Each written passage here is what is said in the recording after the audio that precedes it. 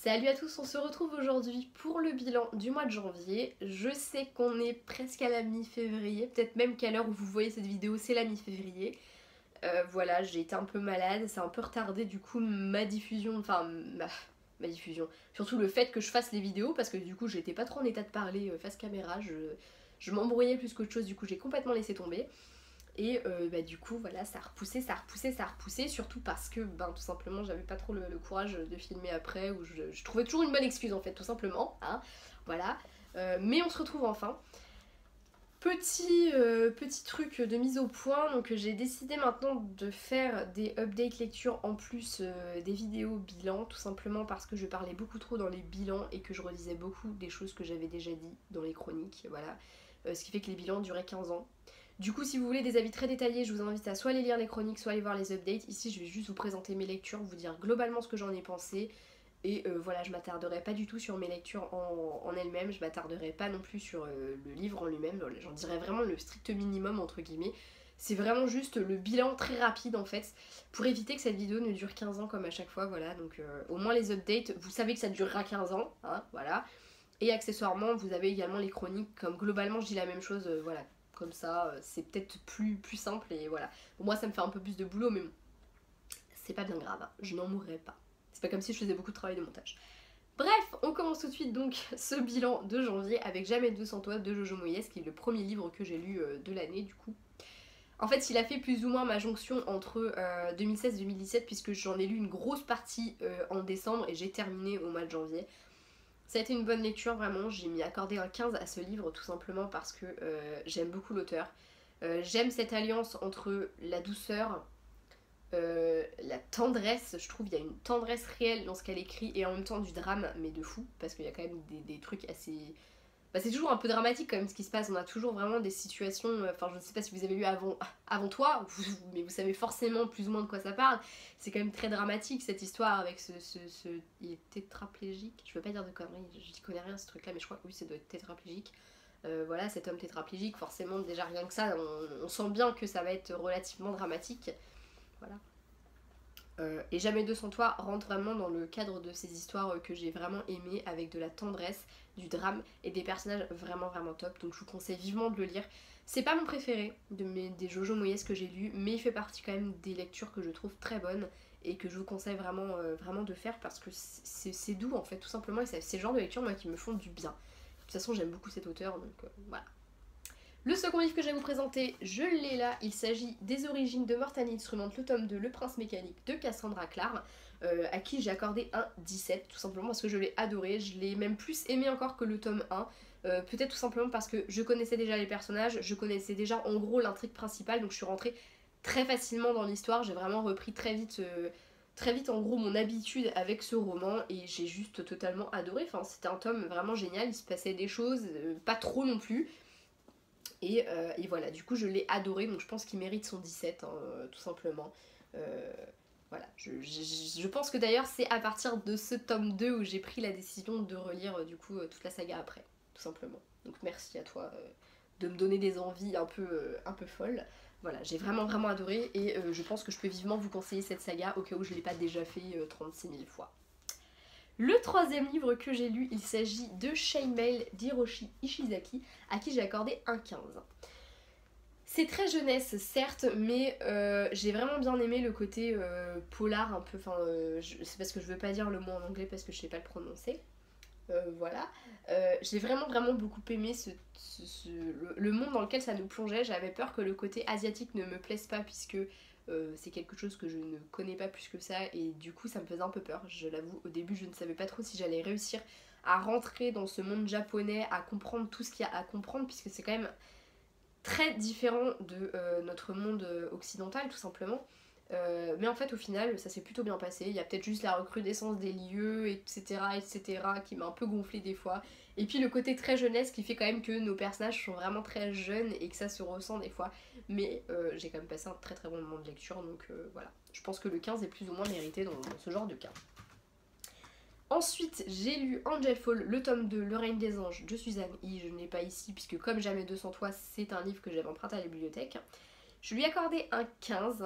Si vous avez vu l'update ou lu ma chronique, vous savez que j'étais un peu déçue de ce tome. J'ai pas retrouvé la dynamique que j'avais tant aimée dans le tome 1 et qui en avait fait un coup de cœur. Voilà, peut-être aussi que je n'étais pas vraiment dans la bonne phase en fait pour le lire tout simplement. Donc peut-être que c'est entièrement ma faute. Voilà, mais j'ai pas été hyper subjuguée par ce roman. Donc voilà, tant pis, j'ai envie de dire. Ça m'empêchera pas de continuer la saga principale, enfin la saga principale, la saga tout court d'ailleurs, avec le tome 3 qui me fait très envie et je pense que je vais même le préférer parce qu'il va se rapprocher du tome 1. On verra bien. Voilà, mais je pense que 15 reste une bonne note quand même, c'est juste que j'ai été déçue. Mais à côté de ça, je suis quand même très contente parce qu'on retrouve les personnages tels qu'on les aimait, on retrouve vraiment voilà un peu cette ambiance, cet univers qui est quand même très plaisant, peu importe ce qu'on en dit quoi. Donc contente malgré tout de cette lecture, même si bon bah oui j'en ai été déçue sur le moment. Voilà, je ne regrette pas quand même d'avoir poursuivi cette saga qui me plaît. Au final, c'est une saga que j'aime quand même. Ensuite, autre roman que j'ai lu, il s'agit d'Amelia de Kimberly McCreight. J'ai été très touchée par ce roman, j'ai adoré les personnages, j'ai adoré les relations entre eux. J'ai beaucoup aimé ce que l'histoire en elle-même apportait, tout simplement. Et j'ai vraiment apprécié ma lecture, tout simplement. Je voulais le lire depuis que je l'avais vu, en fait, ce roman. Je l'ai croisé un peu, enfin non même pas, je l'avais vu avant sa sortie, j'avais vu sur la page du livre de poche. Et je ne sais pas pourquoi il m'a attirée directement et je pense qu'en fait j'ai bien fait en fait de le lire tout simplement. Je lui ai accordé un 16 et c'est un 16 très mérité parce que c'était vraiment une très bonne lecture pour moi.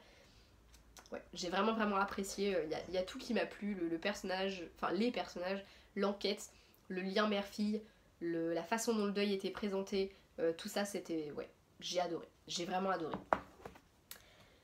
Avant-dernier livre que j'ai lu, il s'agit du coup du tome 3 des origines de Mortal Instruments, toujours de Cassandra Clare, donc c'est La Princesse Mécanique ce tome-ci.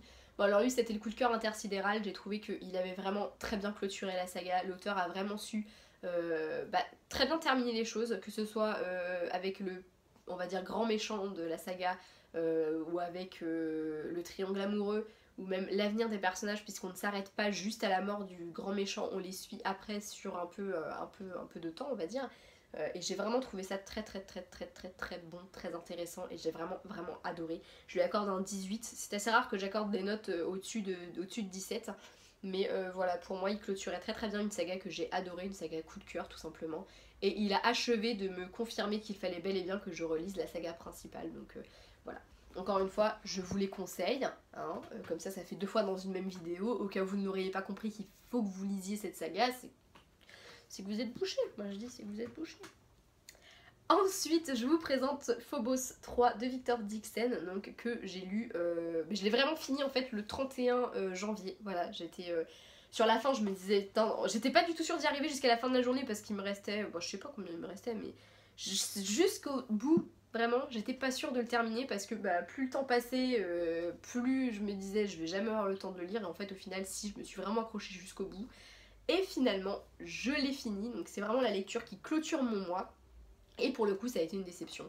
J'ai eu vraiment une sensation de bâclé quand j'ai terminé le roman. Alors à côté de ça, j'aime toujours autant l'univers, j'aime toujours autant la plume. J'ai beaucoup aimé aussi ce qu'il a fait au final, la façon dont l'auteur a clôturé du coup la saga. J'ai trouvé que c'était plutôt pas mal trouvé. Mais pour moi, il y a eu un petit peu je suis quasiment sûre de ce que je dis, mais pour moi, on a un peu poussé au cul l'auteur sur la fin. Parce qu'au début, on a vraiment on a un moment très long, j'ai trouvé d'ailleurs peut-être un peu trop. Voilà, mais à la fin pour moi on l'a un peu poussé au cul pour qu'il finisse son bouquin le plus vite possible. Voilà.